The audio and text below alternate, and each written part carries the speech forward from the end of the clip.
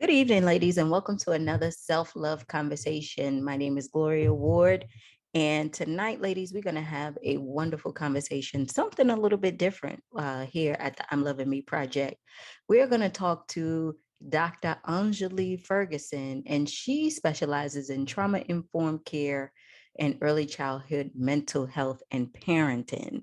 And I know a lot of you guys have kids or know of someone who have young adults who suffer with mental health, and also just the whole racial disparities when it comes to being, not only bilingual, but also biracial. So, Dr. Ferguson, thank you so much for being here.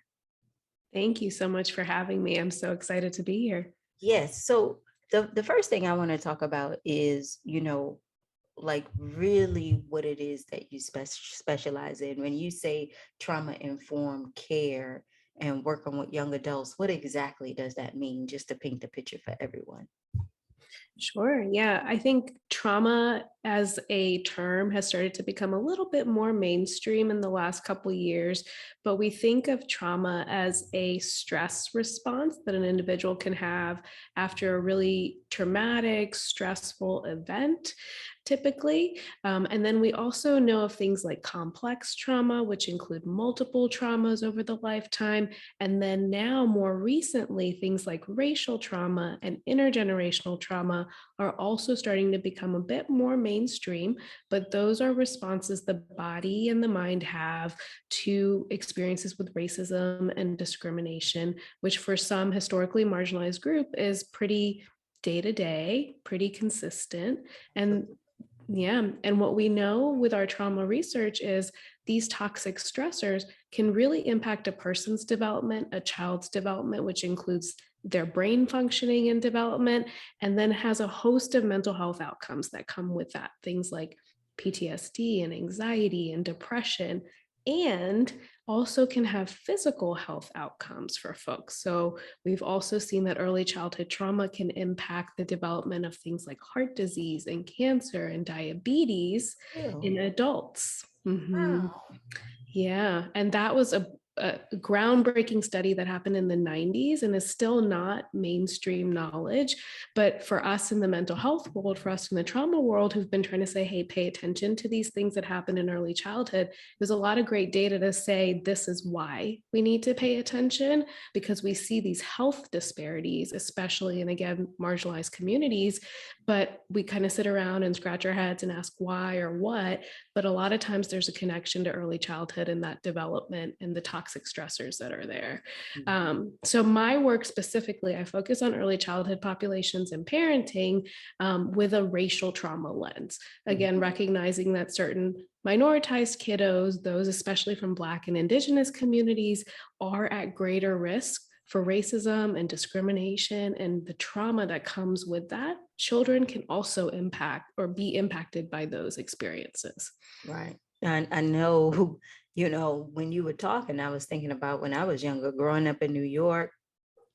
You are surrounded around a lot of Blacks and Latinos, and you go to school as a young child. And, the first thing that happens is you're being laughed at because of how dark you are, or, what your hair looks like, or Mhm. how big your lips are. And then you sit there and you say to yourself, well, is that considered to be ugly? Am I pretty? Am I this? And I remember one particular girl, I kid you not, Dr. Ferguson, where, she was, her name was Poonam. She was an Indian girl in our class, right? Real beautiful long hair, all this stuff and everything. And, we would just sit and laugh and talk. We was like in fourth grade, Dr. Mm. Ferguson, right? And so one of the kids came up to her and, was like, oh, you smell so bad. You're this, you're that. And, where do you actually come from and everything? And then all of a sudden, she just started crying, Mhm. right? And, we're sitting there and we're saying, Poonam, don't listen to them. Everything is okay, blah, blah, blah. And I would never forget where she was just like, everybody always doing this to me. Yeah. And now being older, 43 years old, you know and understand that it is something that she was holding, and she's in the fourth grade, Yeah. Yeah. right? So Absolutely. so you're uh, a Indian girl in a Black and Latino school, right? Nobody understands your culture, and then here you are, and you live in the neighborhood, Mm-hmm. right? Mm-hmm. And it was so crazy then, because you think kids tease each other all the time, but it's kind of like the little, what do they call it, the little things that kids do. Mm-hmm. It sticks with you, especially when you start to get older and adults start to do it to you, right? Absolutely. Yeah, absolutely. And kids learn by what they see, right? And kids learn by what their parents do, what other adults in their lives do. It's kids actually start to develop and recognize race-based differences as early as 6 months old. That's really Really? little. Yep, 6 months old babies can tell the difference in race. Mm-hmm. And I always tell this story. My husband is Black, I am South Asian, and we have a biracial Blindian baby, a Black and Indian baby. And he just turned 2 a few months ago, but he's a bit of a pandemic baby. So Yeah. he didn't see a lot of people, which wasn't our choice. Mm-hmm. But we kind of stayed really quarantined for a lot of his life.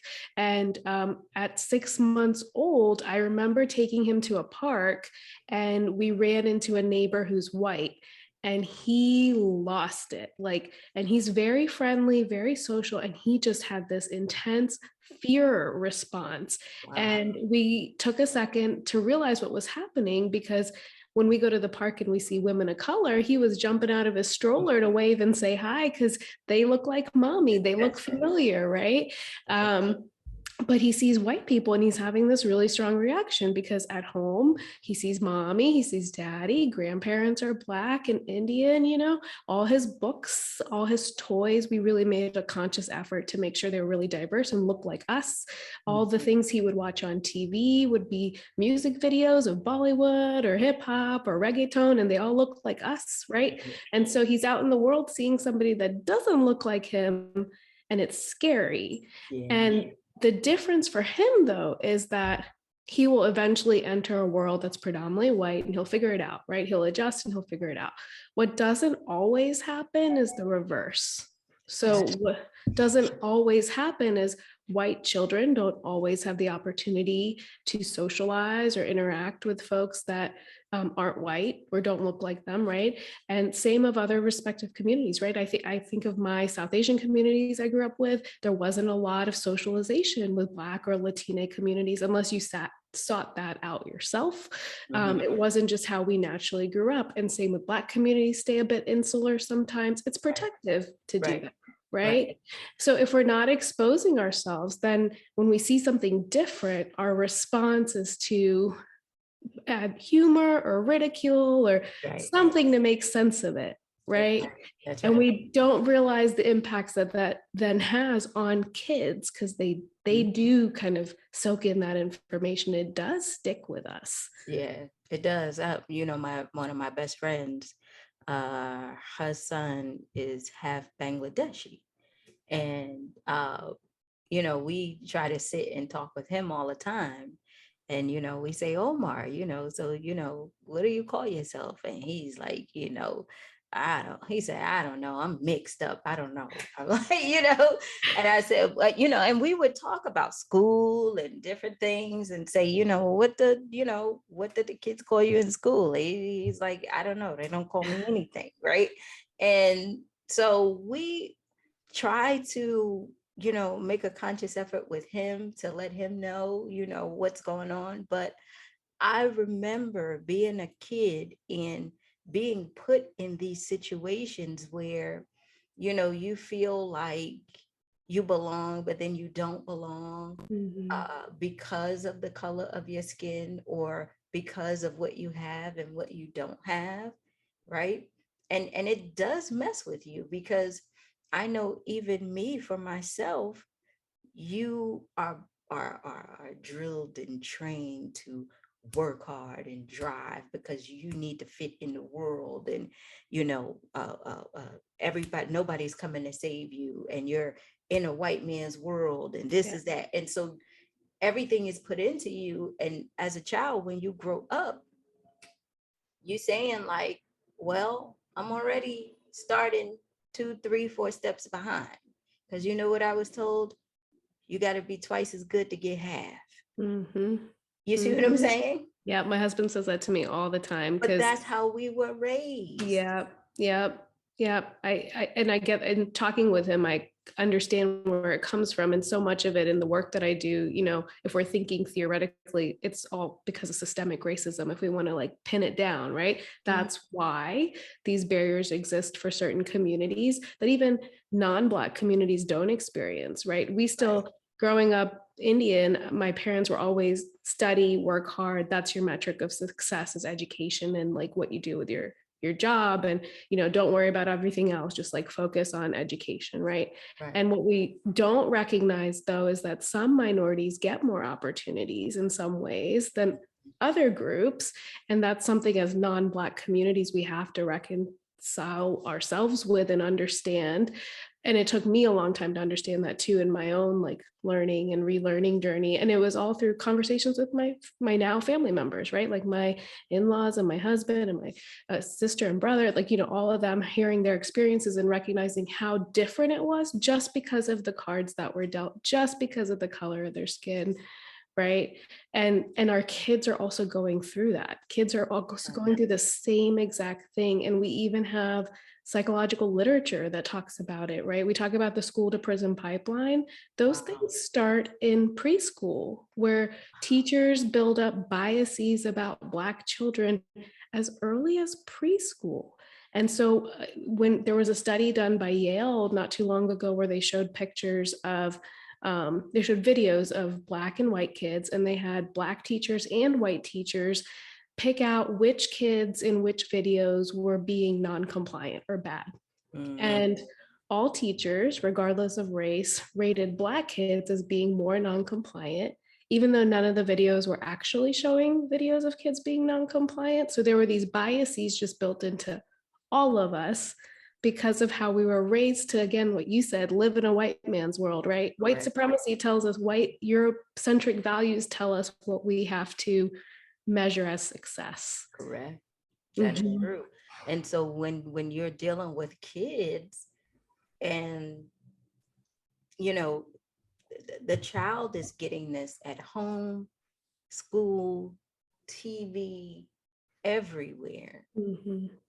how do you filter that out to allow them to see something different? Because it is not easy, especially if you're in a home that is not aware of teaching your child something different. Because most of the homes, Dr. Ferguson, is just living day to day Yeah. and getting by, and what they're telling and instilling in their children is their experiences of what they go through. They tell you to get an education, they tell you to get out there, right? But at the same time, the values that they're teaching you is how to survive and get around this thing, instead of giving you that confidence to know that you can build up your life and do something with it. You know what I'm trying to say? Like, so how do you help kids navigate through that, where there's just so much of that, like Yeah. everywhere? There is a lot to filter through, right? Like even as adults, it's like, what do Sorry, like we, I know it. it's just, I It's mean, so if we look at what's hard. happening in the world right now, it's hard not to just get overwhelmed with what's happening in the news and just day to day. I feel like these last almost 5 years, it's been hard to just like catch my breath with, Absolutely. the next thing. And the most important thing I think as adults or parents is recognizing that if we're feeling those feelings, our kids are too. And Mhm. they might not be showing it the same way as us. They might not be reading the news every day or listening to the news every day, but they're feeling the stress in the environments around them through the people that they're interacting with, through us. There are ways that we give off those vibes. So, number one is just first recognizing that kids can be impacted by these things. Kids are experiencing situations where they're trying to navigate racial differences and discrimination and all of that stuff. So we have to first recognize that, because I think as adults, we think the best thing to protect them is to just avoid conversation Yep. about it altogether. We're Yep. like, why are we going to talk about race? They're too young to talk about race. They don't know what we're talking about, right? That's what we default to when it's any difficult topic, because the reality is that adults aren't ready to talk about Right. it, right? Right. It's not the kids. Kids actually want to. They notice the differences and they're like, oh, mommy, why does Landon look a different color than me? Does it make him okay? Are we friends? Like, they want the language because they're just trying to put the world together in their Yeah. mind. And then when they do have a negative experience, they want to understand why that happened to them, right? And so they want dialogue, they want communication. So we can't shy away from that, right?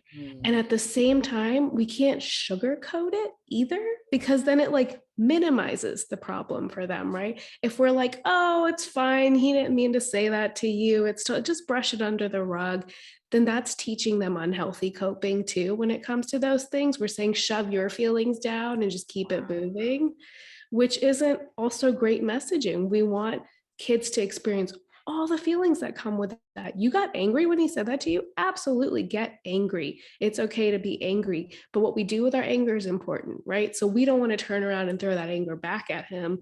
We got to figure out a different way to kind of process our anger, because we can go on all day about if we turned around and threw our anger back on somebody, then we're the angry person of color, right? We're just living up to the stereotype.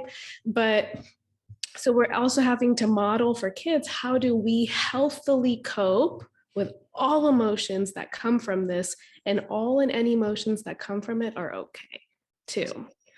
And you can do this at any age, really. Again, parents think five's too young. It's not too young. They're also having experiences, but there's words and ways we can kind of water it down a little bit and still teach them about systemic differences, still teach them about power and inequality, and meet them at their level and give them language. Always feel that, like, is this going on in a white person's home? Do they even care?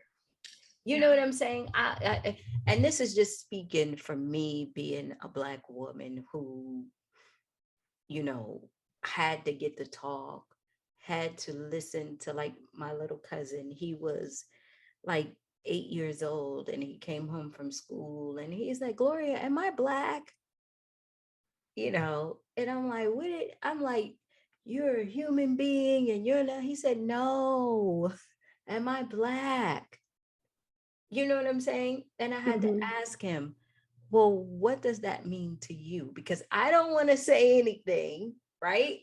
And you have this idea of what that is, Mhm. right? And it always dawned on me, is these kind of conversations going on uh in white people's home or other cultures where it's considered to be a little bit more lenient, right?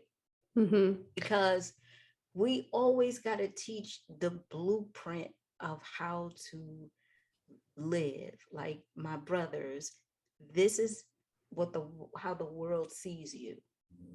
These are the things that you have to deal with. And you got to teach my little 8-year-old cousins, well, this is how the world is going to see you, honey. And there's really nothing we can do about it. And you know what? I can only protect you, but so much. Yeah. And I still don't know or can't protect you if something happens, even if, Dr. Ferguson, I allow you to go to the park and ride your bike. Yep. You get what I'm saying? And Absolutely. it, and it, and Absolutely. that's trauma within itself. Exactly. Yeah, I mean, that is racial trauma for Black communities, right? And I mean, part of why my work started to shift was because of my relationship with my husband. I grew up in a very diverse part of this country. I grew up outside of DC. I thought I knew what diversity meant. I thought I knew what inclusion meant. And then I met my husband and I learned that I knew nothing. I still know nothing. I will never know anything about the Black experience. The most I can do is be an ally and use my privilege to try and change systems and change the spaces that I exist in. And that's where my psychological work started to evolve to incorporate those exact questions that you mentioned, right? So we have a wealth of literature in psychology that talks about the talk, and it's called racial socialization, is what we call it. And Mhm. Black families have to engage in it. Like you said, Black families have to prep their family Don't get a members. choice. You don't. And it's the reality of what they will experience in the world, right? I never had conversations like that with my family. I can't think of any of my family members that have ever had those conversations. We are also, dark skinned minorities, but we're not Black. So we don't have the same systemic oppressions that Black That's communities correct. do, right? And we have to recognize that if we truly want to be allies in this cause, we have to recognize that's a difference. Mhm. And with that comes again privileges. But as I thought about it and as I was doing some of this own work for my research and literature too, which got me to here, which got me to the platforms I've created, was when I became the mother of a Black child, I was grappling with this notion that I would have to have these conversations with my child. And it's really important, one, for me to do the work and understand what that means so that I can have them meaningfully with him. And then also recognizing how little there was in terms of a resource for non-Black families and to support Black families too through this process. Because, like you said, it's traumatic. Mhm. And everybody should be having those conversations. White families should be talking about the realities of the world for Black communities and Indigenous communities. So should South Asian communities, so should Latinx communities, right? Everybody should be talking about it, and we don't. Because again, it's not our reality. So Mhm. people don't prioritize it. Yeah, that's why I was saying, like, even with my grandmother and a lot of Black women, they coddle their sons because they are so afraid, right? And but the women, what they tell us is that, you know, well, you kind of still have a chance because you're a female, but you're a Black female. Most of the things that you have to worry about is being that angry Black woman, Mm, uh, uh, uh, having that attitude, right? And everything. But if you walk in a room, once they get over how you look, then they worry about your attitude, then you might be, considered for something. And I was reading this report that comes out every year, and it still says that women of color continues to have the worst experience at work, yeah. right? And how we still trying to make allies at the job, and when you do have allies, when it's time to go ahead and step up to allow um, minorities to like get management positions and everything, how the allyship just breaks off because you're afraid to talk, right? Mhm. They're with you in the background, but when it's time to step up to that, it is very hard. So this layer of being a young child, Dr. Ferguson, going through the trauma, trying to figure out the world, growing up, still trying to figure out the world and where you fit, right? And it's something that really doesn't go away, Mhm. right? You start to just carve out this sense of happiness for yourself Yeah. because you know what the world thinks of you, which is probably a good thing. At least you know what people think. You, Yeah. you know what I'm saying? But at Yeah. the same time, you can miss opportunities. You can, your child might be skipped over because of their name, right? So when you have babies and kids, you got to name your kid Braxton and Bruce and all these names because you worried about if they submit their college application, if his Mhm. name is Antoine, he might be pushed over. Yeah. Right. Yeah, absolutely. And I think that goes back to this conversation of systemic racism, right? And how the responsibility to change those systems really is outside of Black and Indigenous communities. It's on the rest of us at this point. And that's again something folks have a long, long way to come. And when it comes to healing from racial trauma, though, for Black and Indigenous communities and other minoritized communities, we all experience racism too. Again, it's just a different form of racism. I want people to Mhm. like realize that piece, Right. right? But for healing from racial trauma, one of the biggest things that is protective is just what you said, carving out your own idea of joy, Right. Mm-hmm. prioritizing that joy, and then also knowing that the systems are around you they're not your fault. Mm-hmm. That's not you. It's not your fault that you're missing these opportunities and you're not being considered equal, having equitable outcomes. Those are the systems.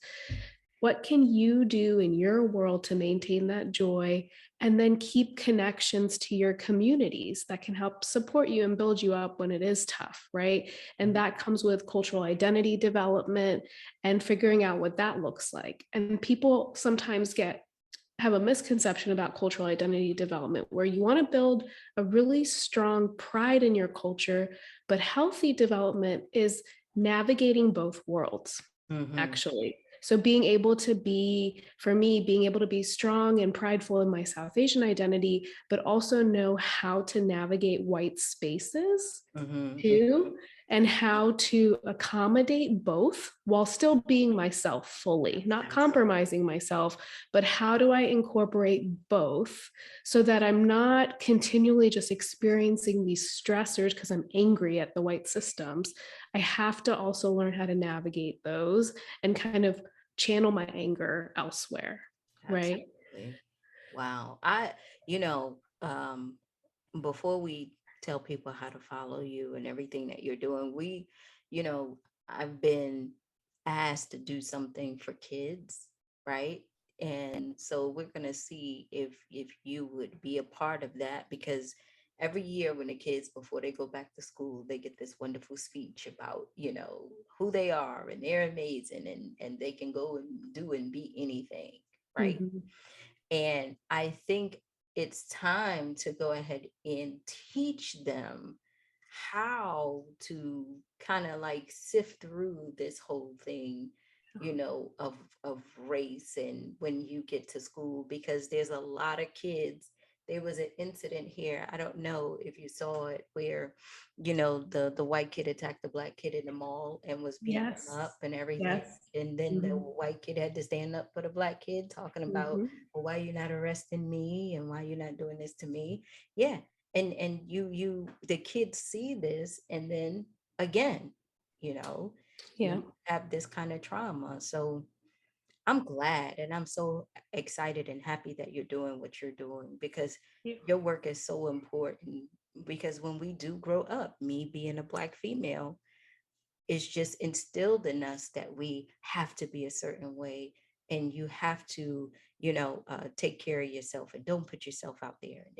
All these things of just being a woman, then being a black woman, and then just being in a society, and you learn that when you're young, Yeah. right? You do. You You really, really don't. do. You learn that you can do anything, but the world is yours, but Yeah. not really. Yeah. Everything the light touches. It's almost like Lion King. Everything the light just don't go over there. That's Just right. So how can we follow you and see the things that you have going on? yeah, absolutely. So you can follow me on Parenting Culture is our IG handle, where we're doing a lot of conversations around parenting, which includes some of this racial trauma work I've been doing. You can also follow my own individual handle, which is Dr. Anjali Ferguson. And over there, I have slightly different content. Some of that also includes the immigrant experience and South Asian experience when it comes to mental health and parenting, which can also be helpful for folks. Um, and then we've got websites for both as well. And we often put out free tip sheets, free webinars. Our podcast is coming together soon too. So folks can follow us in a whole host of ways and always can contact us if they have any questions or any thoughts about content they'd like to see more of as well, while we continue to build out that space. That is awesome. Dr. Ferguson, thank you so much for being here. I always say, the world needs you because you're just another soldier out there, just, not only helping us, but changing the minds of our kids, which is so important, you know, because I've strongly believed that we're going to get it right one day. One day. We're going to Yeah. get it right one day. It might not be in our lifetime, but your legacy will damn sure make an impact. Oh, You know what I mean? absolutely. Yeah. So it will definitely have some kind of impact on some children, and I thank you for that. Oh, well, thank you so much for the platforms you're building too and bringing women together. I feel like, we can always do more to empower the next woman next to us, behind us, in front of us. So I'm all about building as we climb and keeping on empowering. Absolutely. Well, you have a good night, and I will definitely be in touch about what we're doing with our children. Okay. Yeah, that sounds great. Thank you so much for the time. All right. Bye. Bye.